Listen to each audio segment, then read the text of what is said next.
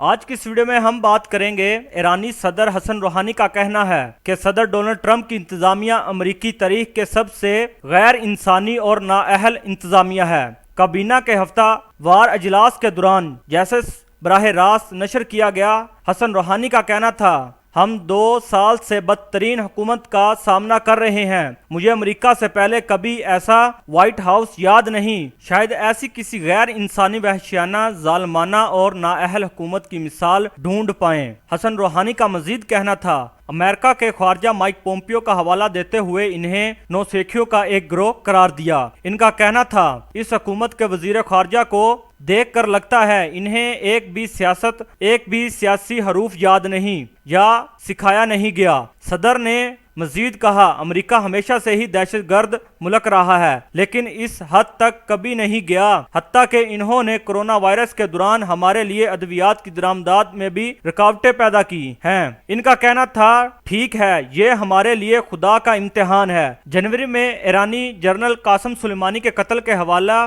دیتے ہوئے ان کا کہنا تھا، مجھے امریکہ میں ایسی حکومت یاد نہیں، یہ امریکہ کی بدترین حکومت ہے، یہ سب سے بری حکومت ہے۔